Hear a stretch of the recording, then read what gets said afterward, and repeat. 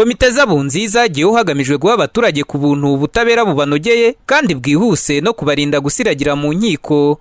Hari ababwiye itangazamakuru ryacu ku rwego rw'abunzi rubafatiye runini. Akamaro k'abunzi ni uko ibintu bikemukira hasi bitagombye kuzamuka ngo bijye hejuru,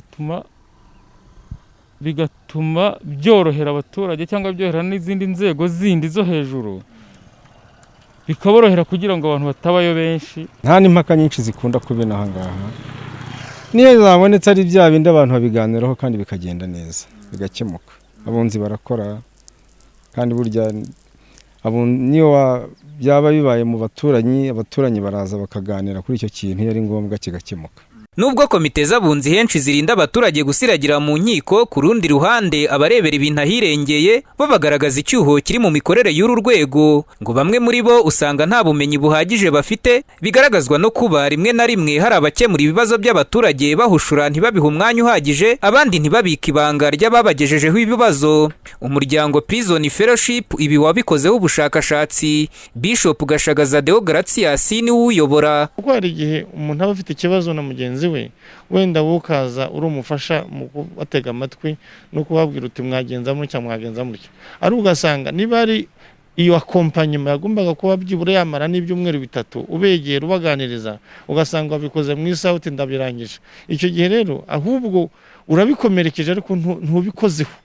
Ubwo ikintu cyitwa guha umwanya, gutanga umwanya, gutega amatwi. Ikindi kandi no kuba umunyamabanga, kugira ibanga, kuko iyo wunga abantu hari byinshi wumva mu imvamutima zabo. Icyo gihe iyo utabaye umuntu wa wundi uhugura cyangwa se ufasha ngo aba afite ubumenyi buhagije, nuvuga ngo mvuye kwa kanaka barapfibi, ugasanga inkuru yabaye kimomo ku musozi, ntibyabafashije ahubwo byabakomerekeje. Mukabarutamera niya utuye mu murenge wa Bumbogo wabaye no muri komite z'abunzi zigishyirwaho, wagaragaza ko abunzi bakwiye gukangurirwa cyane kuba inyangamugayo.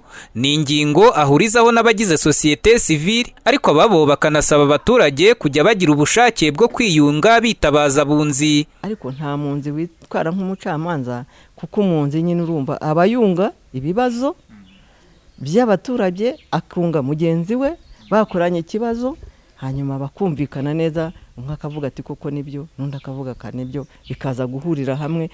Kuko buriyo hari igikorwa cyo kunga nuko haba ari ibibazo mu muryango cyangwa mu bantu babiri.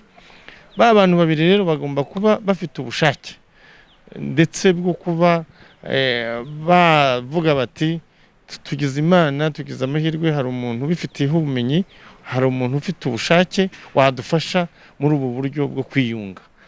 Komite y'abunzi ni umurimo w'ubwitange kandi udahemberwa nk'uko itegeko ribiteganya. Inzego z'ubutabera zimaze igihe zigaragaza gushyira imbaraga mu guhugura abagize uru rwego kugira ngo barusheho gutanga ubutabera bwunga kandi bwihuse. Amakuru aturuka muri Minisiteri y'Ubutabera avuga ko abunzi kuri ubu bari mu bantu bahabwa amahugurwa kenshi. Daniel Hakizimana, Flash TV.